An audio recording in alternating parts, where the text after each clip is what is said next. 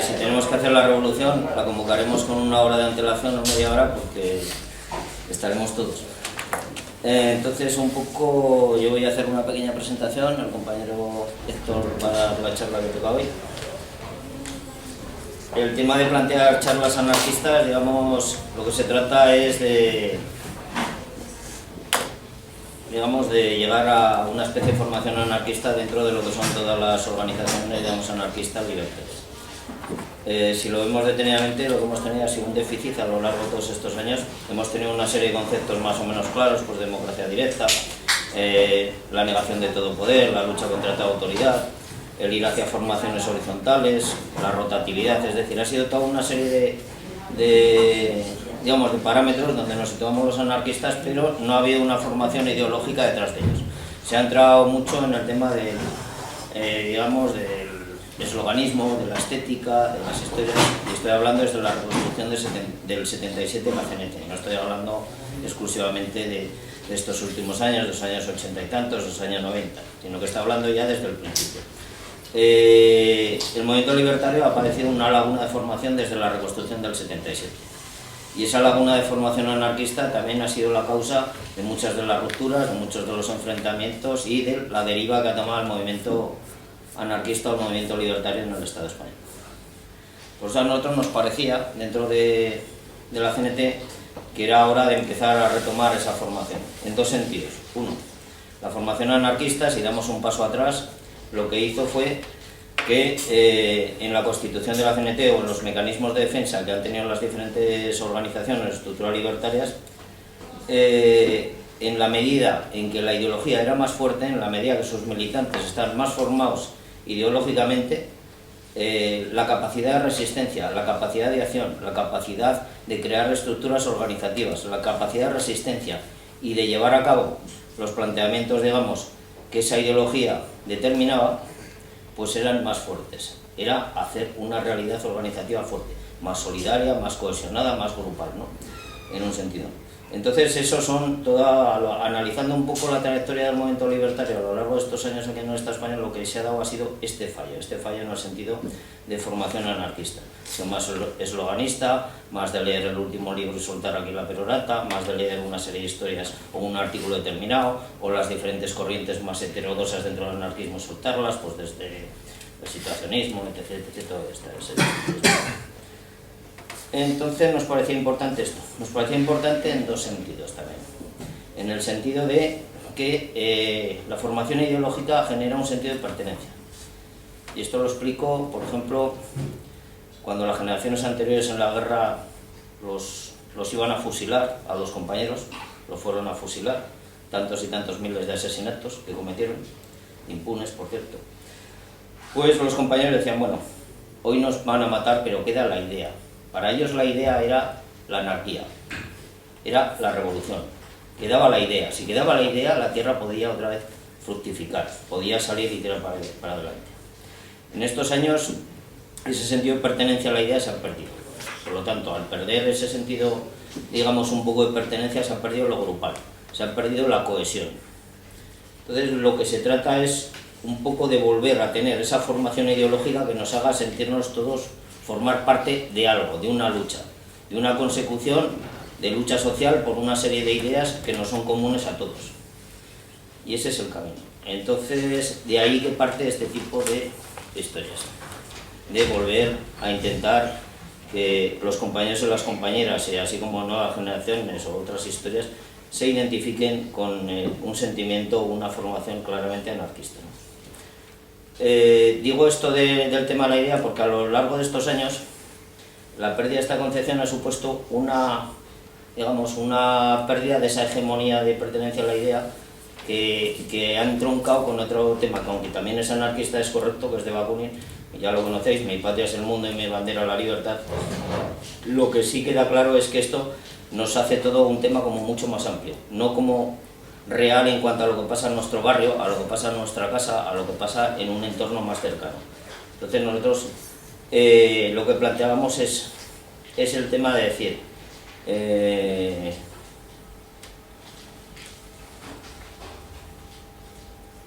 vamos, el tema de llegar a un desarrollo en lo concreto, actuar en lo pequeño, actuar, digamos, en un sentido próximo, ¿no? Y este tema de hacerlo, digamos, extensible a otras historias, lo que provocaba era una especie de cierto desarraigo. El desarraigo también llevaba unos sentimientos de derrota. Si vemos todos estos años, las luchas que ha llevado el movimiento libertario, independientemente del triunfo de la Revolución Socialista, independientemente de que con el triunfo cuando acabó la Segunda Guerra Mundial ya estaba todo hecho, todo acabado y todo cerrado, pues ha sido un poco el tema este del sentimiento de derrota. Sentimiento de derrota porque empezábamos las luchas y eran luchas con un ciclo: inicio, desarrollo y derrota. Vuelta a otra lucha, inicio, desarrollo y derrota. Prácticamente a lo largo de estos años, victorias del movimiento anarquista ha habido muy pocas.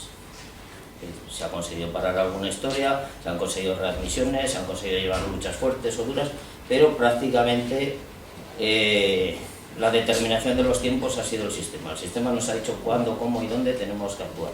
Y nosotros hemos seguido dentro de esa dinámica, dada nuestra debilidad y nuestra incapacidad para poder oponernos a ese tipo de historias. O sea, ha sido como una especie de veletización del movimiento. Digamos, un poco por sintetizar, este desarraigo lleva también al tema organizativo. Es decir, en el tema organizativo hay compañeros que están, bueno, pues por ese sentimiento de las ideas, porque tienen esa concepción grupal, porque existe una cierta empatía con el anarquismo, pero no creen que la organización anarquista pueda solventarles, o en este caso la CNT, pueda ser la que haga posible la revolución social, el cambio social. Entonces está en la organización, participando en otros movimientos, en otras historias, pero no con unos planteamientos de la organización, sino simplemente solidarios participando en 50 temas, ¿no? O 60 temas. Entonces lo que se trata es de volver a entender que la organización es necesaria y que es la base para alcanzar esa revolución social, o ese cambio social, o esa consecución de objetivos en lo inmediato, o a medio plazo.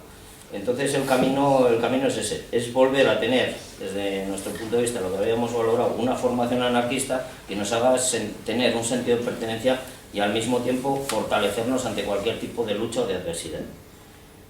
Y yo por mi parte ya no estoy más. Bueno, pues salud, compañeros y compañeras.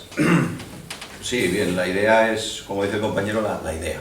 La idea es el anarquismo, la anarquía. Y desde la mayor humildad que he podido, porque la verdad yo no estoy aquí porque sepa más que nadie de anarquismo ni de anarquía, y me gustaría empezar a hablar de anarquía y de los principios, los orígenes filosóficos, que así llamamos a esta charla, del anarquismo, preguntando si alguien me puede decir qué es la anarquía. Si alguien puede levantar la mano y darme, un compañero o compañera, decirme qué es la anarquía. Porque esto es un trabajo de todos. Yo quiero que esta charla sea una charla debate, no sea un coloquio. Orden sin autoridad. Orden sin autoridad. ¿Más cosas por ahí? Todas las decisiones se toman en consenso, en asamblea. Sentimiento horizontal de toma de decisiones. Ausencia del gobierno. Solidaridad, tolerabilidad.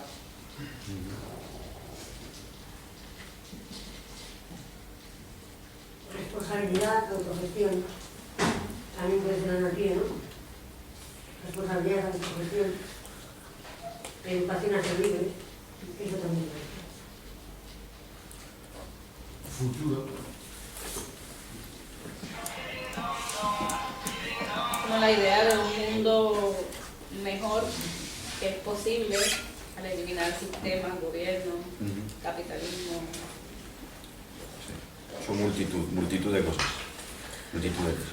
Etimológicamente sería sin gobierno, ¿no? Anarquía viene del griego, Etimológicamente sería sin gobierno. Sin gobierno. Claro, hago esta pregunta porque a la hora de disponerme a preparar en casa muchos libros y demás, todo este tipo de cosas, me surgieron las mismas dudas, de poner una lista, hacer una lista de qué era lo que uno mismo se pregunta y dice, ¿por qué soy anarquista? ¿O qué es la anarquía? ¿O qué es el movimiento anarquista? Y salen todas estas cosas siempre, la autogestión, solidaridad, sentimiento horizontal, la falta de poder. Luego salen cosas laterales como el ecologismo, por ejemplo, el antimilitarismo, pero que ya van unidas en principio a estos conceptos básicos, a los conceptos básicos. del anarquismo. En la CNT los conceptos básicos son unión, acción y autogestión. Yo creo que en ese sentido la unión viene o deviene del sentimiento de solidaridad, de unirnos como iguales. La acción, porque si bien yo sí consideraría el anarquismo una filosofía, o más que una filosofía, una ética de conducta, una ética conductual, no es una filosofía en el sentido de los filósofos clásicos que presentan libros o teorías como Platón, Aristóteles, y a partir de entonces, pues bueno, queda un poco en los libros, queda muy intelectual, pero no representa ningún tipo de realidad. Los anarquistas sí vemos la realidad y vemos nuestras palabras, nuestras teorías, convertirlas en prácticas, porque si no, no tendría ningún sentido. El anarquismo no es teoría y práctica y teoría. Y luego la autogestión, que la autogestión entra en la autonomía tanto individual como colectiva, la autogestión entendida en que no estamos al requerimiento de ningún poder externo a nosotros, ni como persona ni como movimiento. Eso es muy fácil de entender. Y entonces son los tres conceptos, unión, acción y autogestión, que engloban muy fácilmente las tres cosas del anarquismo, los tres conceptos o las tres vertientes. Después, para seguir hablando de anarquismo, me gustó o intenté que para mí la anarquía es el comunismo libertario. Hay muchas corrientes que aquí me he puesto y que las he tachado como el anarcocapitalismo, el anarconacionalismo, el anarquismo individual. Yo en esto tengo que ser subjetivo. Para mí el anarquismo es el comunismo libertario, que es el que emana de la CNT desde que la CNT es fundada en 1910. El comunismo libertario porque ponemos por delante lo colectivo, lo grupal, antes que lo personal. Aunque el individuo importa y la libertad del individuo tiene un carácter sagrado, sí que nuestro acento está en lo comunal, de ahí que seamos comunistas libertarios porque no entendemos de jerarquías y entendemos de un sistema horizontal. Luego hay muchas corrientes, que también trataremos en estas charlas más adelante, que yo no consideraría propiamente anarquistas, al menos para hablar de esta charla. Son variantes, pues como he dicho antes, o el anarcocristianismo, el anarquismo del Estado mínimo que haya por ahí, o anarquismos burgueses de la intelectualidad y la bohemia. Para mí no cuentan. Yo lo que quiero hablar es del comunismo libertario, que es el anarquismo entendido como lo entiende la CNT, como un movimiento de lucha, como un movimiento desjerarquizado. Y ese anarquismo no es marxismo, no es una teoría izquierdista, no es una izquierda, las izquierdas son otras cosas muy diferentes. Vemos muchas veces como la anarquía o el movimiento anarquista o los anarquistas como individuos se juntan mucho o ven como buenos compañeros de viaje y lucha a las izquierdas, cuando si puntualmente podemos coincidir en ciertas teorías, al igual que coincidimos con el fascismo o con el catolicismo, con cualquier tipo, con el islamismo. Hay un libro que se llama Del Corán al anarquismo, pero ¿qué es la anarquía? Que no he leído, tengo curiosidad por leerlo. Porque podemos hacer interpretaciones de todo y llevarlos a lo que queremos. Pero las bases del anarquismo no están en las teorías políticas, porque la izquierda es una teoría política que viene del liberalismo, viene de la burguesía, no viene del ser humano. Tampoco es progresismo, ni es hedonismo, aunque pueda tener puntos hedonistas o movimientos que han llevado o que han abanderado el hedonismo, ni el nihilismo. El anarquismo es una filosofía, y es una filosofía que está anclada, pensamos, si no tendría sentido esta charla, en la esencia de lo humano, en la esencia del ser humano, es decir, en aquellos conceptos básicos que están inherentes al ser humano, que son inherentes al ser humano. Los anarquistas entendemos que el ser humano no es malo, porque si entendiéramos eso, que el ser humano es malo, no tendría ningún sentido. No tenía ningún sentido luchar, no tenía ningún sentido los miles de muertos que ha habido en el mundo, no tenía sentido estar perdiendo el tiempo aquí. Pensamos que el ser humano no es ni bueno ni malo, no es ni un lobo, ni tampoco es un cordero. El ser humano es lo que se hace del ser humano. El ser humano, lo que sí sabemos, eso lo tenemos muy claro, es que es un animal social. El individuo como tal, un hombre o una mujer sin vivir en sociedad, apartados de la sociedad, no puede ser un ser humano, porque no puede desarrollar sus capacidades, no puede alcanzar la plenitud. Por lo tanto, el ser humano sabemos que es un animal social. Y dentro de esa sociedad entendemos que la mejor forma, o la mejor manera, o lo más lógico, o lo más natural, es colaborar. La colaboración frente al enfrentamiento de otras teorías o de otros movimientos. Es decir, colaborar, la solidaridad con el compañero. Pero la solidaridad entendida no al modo que entendemos ahora la solidaridad, que nos lleva muchos años vendiendo, de las ONGs, o esta solidaridad burguesa, que consiste en dar migajas de pan a los pobres o a los necesitados para que sigan necesitando. Es un sometimiento. Lo que hace la Iglesia Católica cuando le da al pobre una limosna es someterlo. La propia acción del pobre que va a pedir y del rico o el pudiente que da está imbuido de un sentimiento de sometimiento, de jefes, de jerarquías, en fin, de clases, ¿no? Del clasismo. Entonces, el anarquismo lo entendemos como una filosofía, o como una ética, o como una moral, o cada uno que lo llame como quiera, pero que es social. El anarquismo no se entiende sin la sociedad. Yo no entiendo al individuo anarquista, no lo puedo comprender sin ubicarlo dentro de una sociedad, dentro de un conjunto social. Y a partir de entonces pues surgen conflictos desde que nacemos hasta que morimos, y cuanto más gente hay, pues en un pueblo de 10 personas o de 15 personas la vida es relativamente sencilla de organizar. Cuanto más grande es, más compleja es. Y a partir de entonces empiezan a surgir todo tipo de jerarquías, de clases, de gobiernos. Normalmente nacieron a partir de las teologías, por la mitificación de la existencia, de la creación del ser humano. Pero bueno, eso no, aquí no me voy a extender. Me he hecho unos puntos, los principios del anarquismo, que es más o menos lo que ha salido por aquí. Primero, deviene del sentido original anarjos, que es lo que decía el compañero, que viene del griego, que significa sin jefe, anarquía.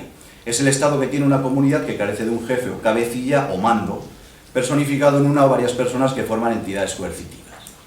2. El poder en una comunidad anárquica lo sustentan la totalidad de los miembros de la misma, por lo que podemos decir que el poder no existe como concepto impositivo. La CNT hay un poder, siempre hay un poder. La CNT hay un poder porque se toman decisiones, pero ese poder nunca es el poder de alguien o de una élite o de un grupo sobre otro, sino que es el poder comunal, es la democracia directa. Como el poder lo sustentan todos, que es lo mismo que decir que no lo sustenta nadie, podemos afirmar que la única forma de organización posible es la horizontal, es decir, para que el poder no oprima a nadie, para que ese poder, bien, porque puede ser económico, puede ser intelectual o puede ser de muchos tipos, no someta a nadie. Todos tenemos las mismas capacidades, todos y todas somos diferentes, hombres y mujeres con nuestras diferencias y particularidades, y por lo tanto todos tenemos derecho a decidir sobre nuestra propia existencia y todo aquello que se hace extensible a la sociedad. Los anarquistas entendemos que todo gobierno es tiránico, eso es básico del anarquismo. Y a veces parece que se olvida, pero el anarquista nunca está a favor del Estado ni de ningún tipo de organización, ni estatal, ni oligárquica de ningún tipo. Entendemos el gobierno de la mayoría a través de una democracia directa, pero no un gobierno que manda, o sea, un gobierno que tiene poder. La solidaridad, que ha salido antes por ahí, es el común denominador de las relaciones anarquistas. Es básico, la solidaridad no se entiende, yo no entendería el anarquismo sin solidaridad. La solidaridad es todo lo contrario al egoísmo, es todo lo contrario a hacer las cosas por mi beneficio. La solidaridad es hacer las cosas en beneficio de los demás, y ese beneficio redunda también en mí. El apoyo mutuo, en contraposición al enfrentamiento, lo que hablamos antes. La libertad de conciencia de la persona tiene un carácter sagrado. Entendemos que el individuo es pleno dueño de su destino, nadie puede interferir en sus decisiones. La propiedad privada es un robo. Esto es una cosa que parece que ha desaparecido, a mí me da la sensación, quizás esté equivocado, si alguien lo piensa me lo puede decir. Yo leo muchas cosas últimamente, me gusta leer todo lo que va saliendo nuevo, y la crítica a la propiedad privada no la encuentro por ningún sitio. Hay algunos autores que sí, que se nombra, pero en lo que es el movimiento anarquista en sí, no veo la crítica a la propiedad privada, que es básica. Es básico, tampoco entenderíamos el anarquismo con propiedad privada, al menos la propiedad privada en los medios de producción, las herencias, todo aquello que nos decía Kropotkin, que lo dejó muy claro en su libro, sobre todo en La conquista del pan, puede ser. Ahora se me lían los nombres. Bueno, la moral anarquista. La propiedad privada es un robo, como dice el compañero Lizano, es una locura, es una verdadera locura.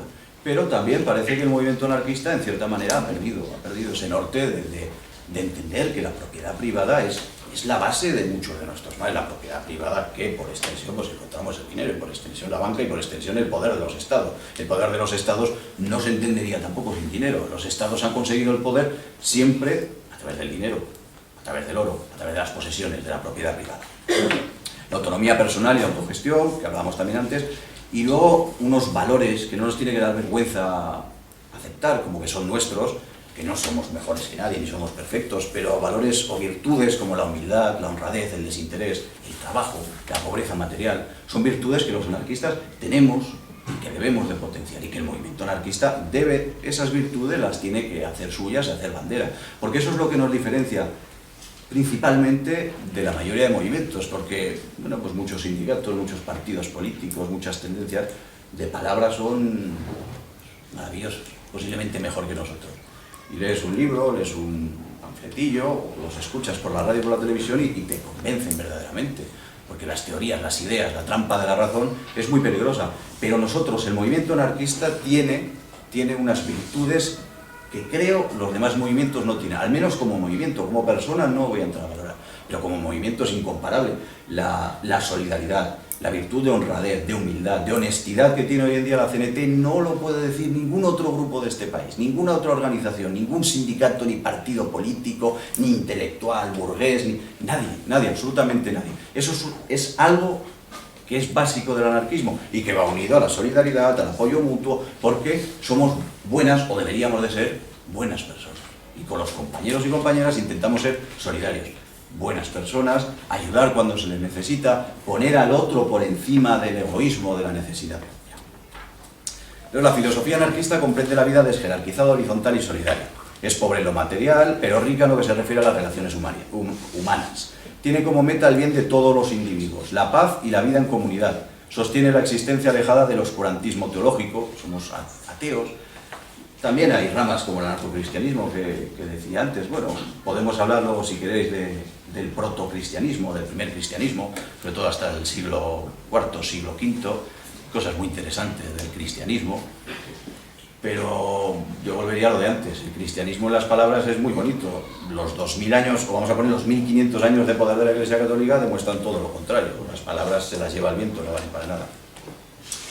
Sostiene la existencia alejada del oscurantismo teológico, la podredumbre del dinero y la violencia entre nosotros y nosotros.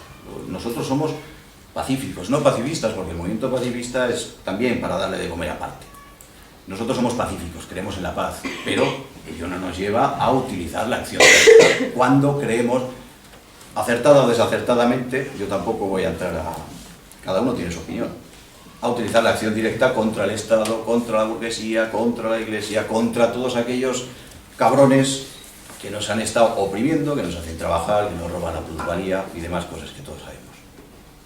El anarquismo ama a la humanidad en su conjunto y destruye patrias, banderas y estados que nos esclavizan, así como religiones y mitologías que nos enfrentan.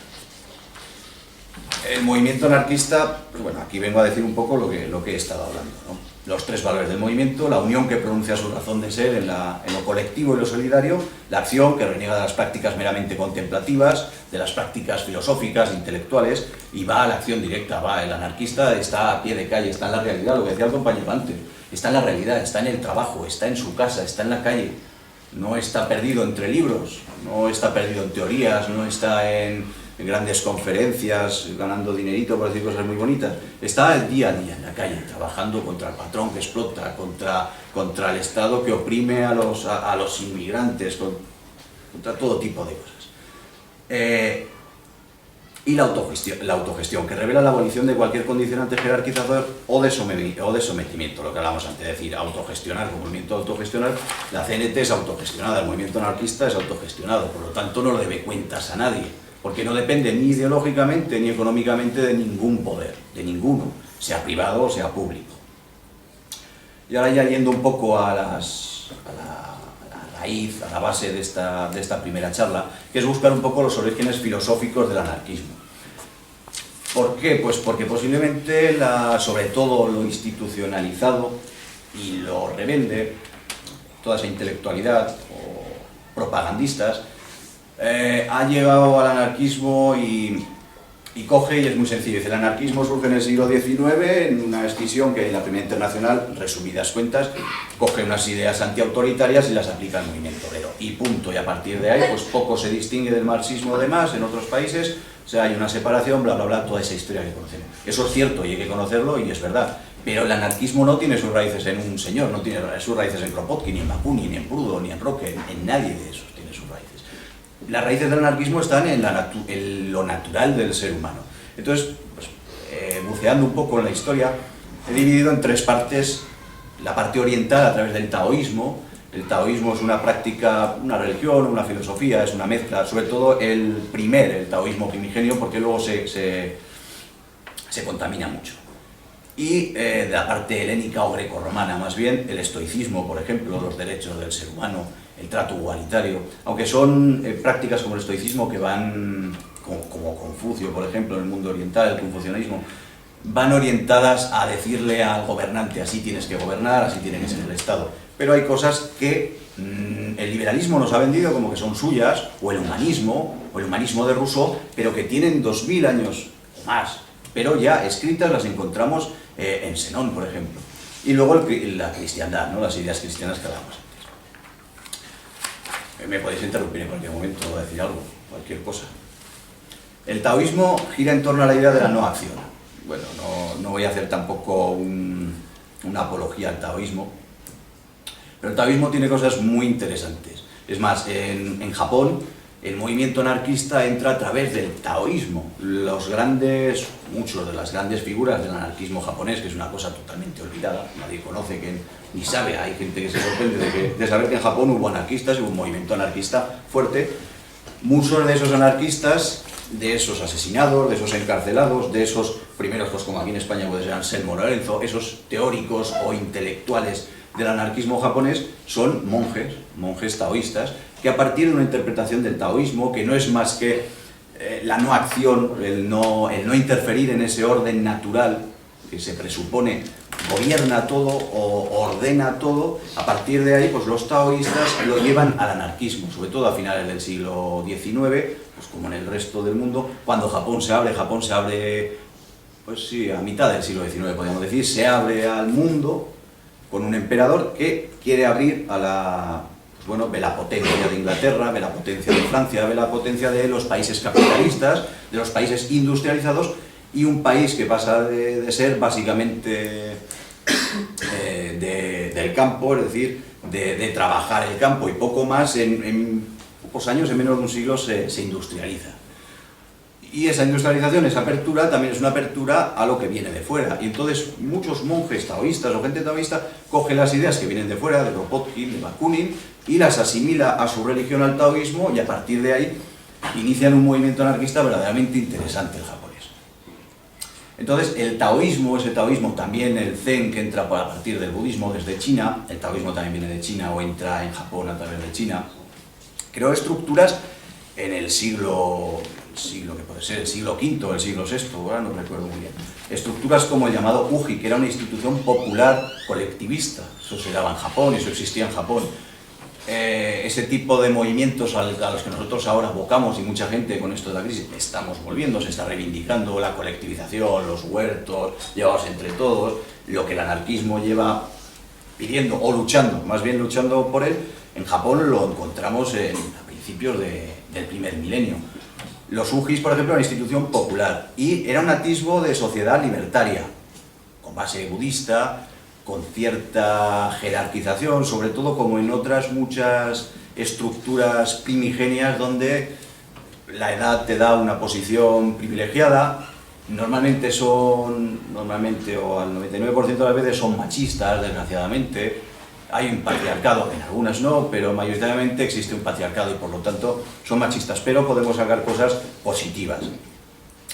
Estas instituciones o esta forma de organización social tenían cosas que venía de China ya, que era el campo del pozo, que se llamaba, y consistía en dividir las tierras en nueve parcelas, pero lo llevaban 8 familias, y una de las parcelas por rotación, una rotación que se elegía democráticamente, pues un año cada familia, 2 años cada una, lo organizaba a su manera.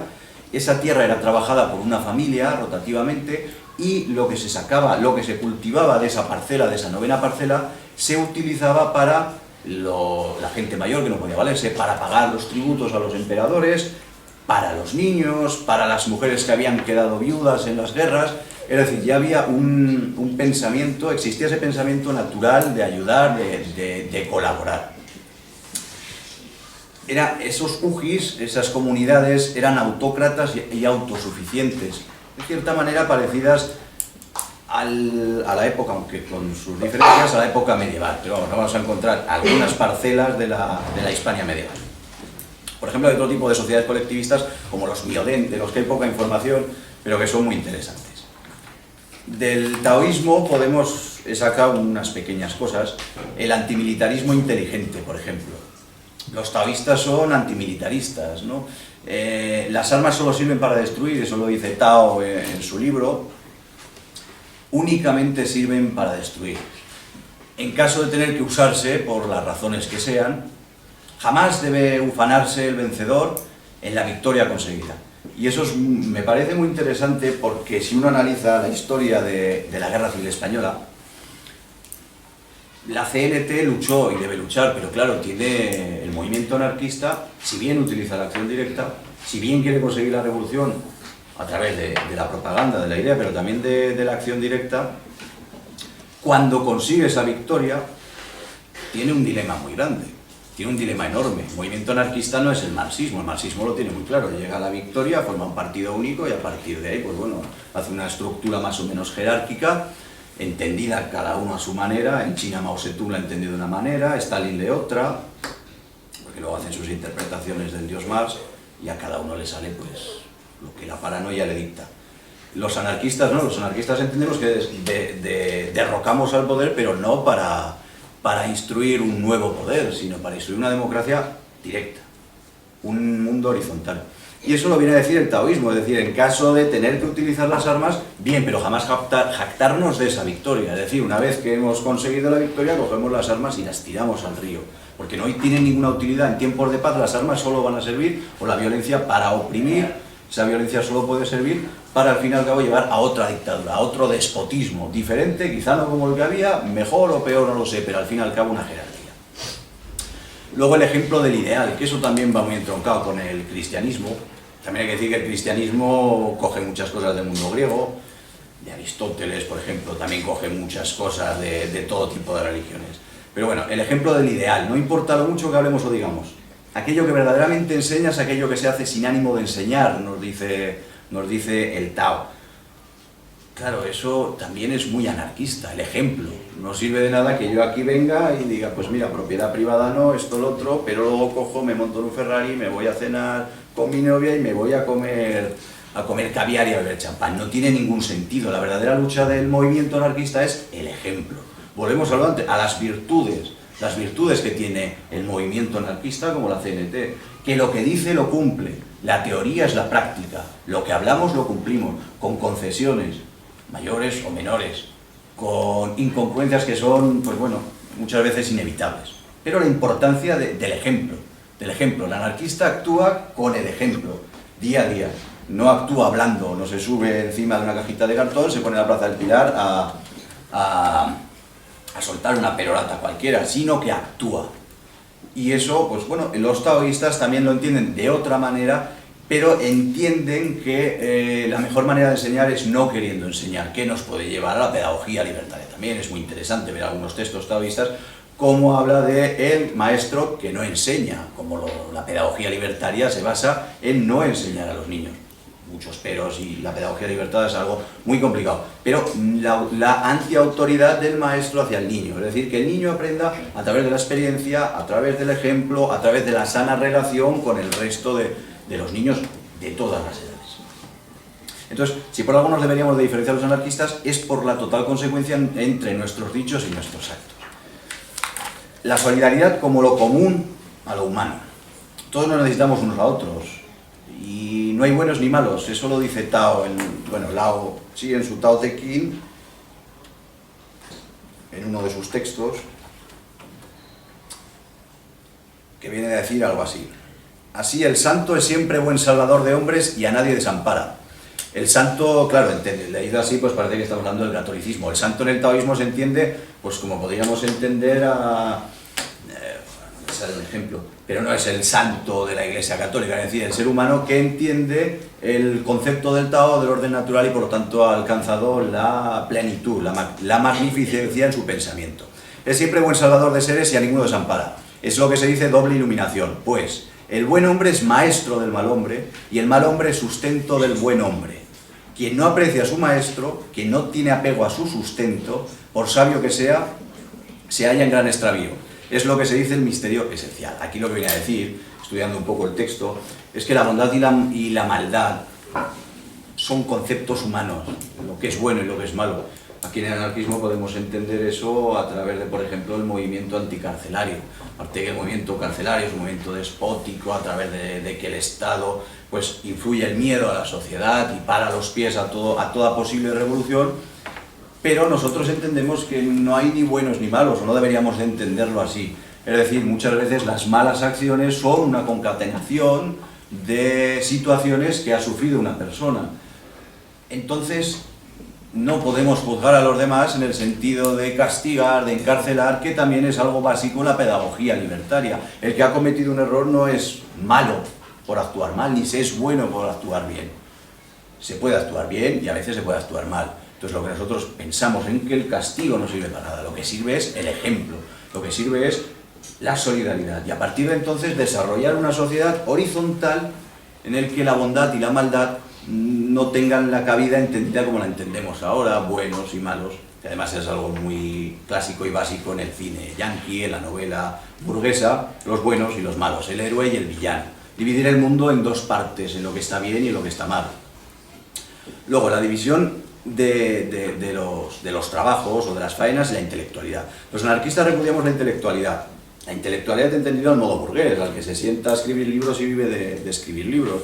Porque el anarquista y la anarquista es aquella persona que es autónoma y por lo tanto actúa en los tres frentes, o vamos a reducirlo a dos, que es el físico y el psíquico. Igual hace un trabajo físico que el trabajo intelectual. Ni solo uno, ni solo otro. Ni somos mulas de carga, ni somos maquinitas de escribir. La anarquista es una persona que compagina el trabajo intelectual con el trabajo físico. Igual que el movimiento anarquista, igual que la CNT, compagina una charla de formación anarquista con ir con unas banderas a protestar a casa del patrón. Nos movemos siempre en esas dos cosas, los cargos y los puestos. Es decir, repudiamos la intelectualidad de los cargos y los puestos porque destruyen, separan y aniquilan el buen entendimiento y la buena vecindad. El taoísmo también habla de eso, cuando al taoísmo no le gusta la intelectualidad. El taoísmo se puede decir que es casi primitivista, en cierta manera. En el anarquismo primitivista, en esas corrientes primitivistas, yo hallo muchas similitudes con el pensamiento taoísta, porque el taoísmo también habla de no comer carne, incluso de no comer muchos productos como los cereales, porque son tóxicos para el ser humano, y los taoístas se jactan de santos que han vivido incluso miles de años. Existe la leyenda que tienen, pero sí cientos de años, 110, 115, 120 años, a través de la buena alimentación, a través de no comer carne, de no consumir tóxicos y demás. Luego otras cosas que el taoísmo es la negatividad del Estado. Al fin y al cabo lo que nos viene a decir el taoísmo es que el mejor gobernante es aquel que no existe, o aquel que gobierna de cara al sur y que los gobernantes no lo ven. Es una declaración en toda regla de que el mejor gobierno es el que no existe, la mejor ley es la que no está escrita. Luego la negatividad del consumo, el consumismo. Esto es muy interesante porque en el libro de Elogio de la Anarquía, que son el pensamiento de dos chinos del siglo III del primer milenio, hablan ya de cómo el consumismo, el consumo y la industrialización es nefasto.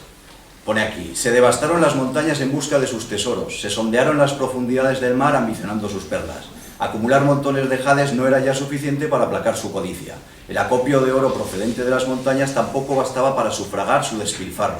Atrapados en el lujo, la abundancia y la concupiscencia, los hombres quebrantaron la naturaleza original del gran comienzo.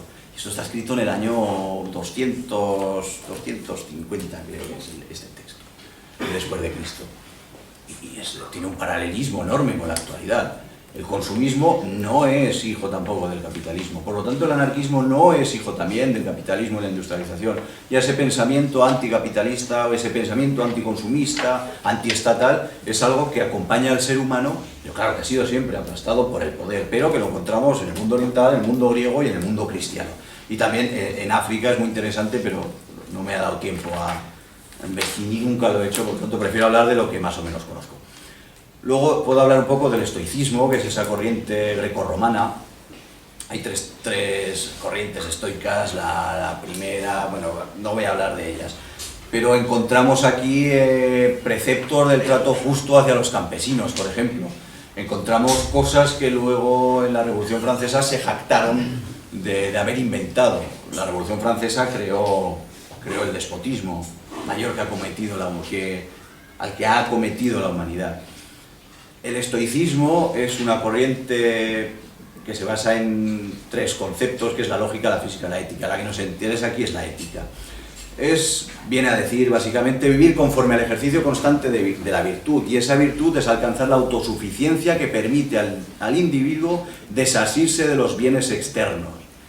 Encontramos aquí también mucho paralelismo con Kropotkin, con Bakunin, con los padres del anarquismo como lo entendemos ahora.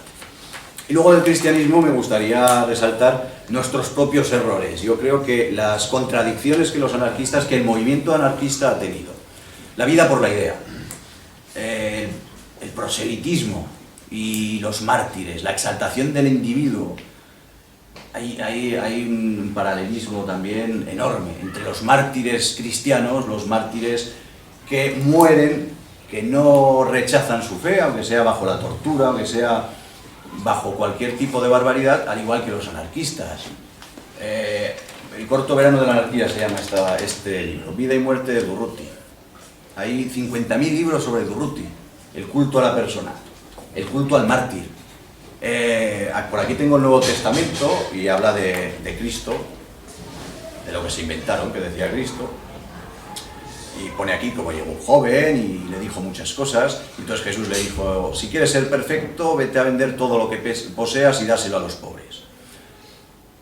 Esto está lleno de mentiras, de invenciones, pero también en estos libros encontramos mucha mitología. Igual que se ha inventado a Cristo, también en parte se inventa Durruti, por ejemplo. Durruti fue un gran revolucionario que dio la vida por la idea, pero aquí en este libro encontramos textos muy parecidos a los del Nuevo Testamento, que se escriben años después, y que llega una persona y dice: llegué a casa de Durruti, por ejemplo, aquí, una tarde fuimos a visitar a Durruti, lo encontramos en la cocina. Tenía puesto un delantal, lavaba los platos y preparaba la cena para su hija Colette y su mujer.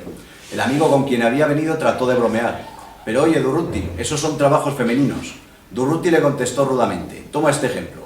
Cuando mi mujer va a trabajar, yo limpio la casa, hago las camas y preparo la comida. Además, baño a la nena y la visto. Si crees que un anarquista tiene que estar metido en una taberna o en un café mientras su mujer trabaja, quiere decir que no has comprendido nada. Independientemente de que esto sea muy cierto y que posiblemente lo dijera Durruti, pero encontramos ese concepto del mito, que es casi perfecto.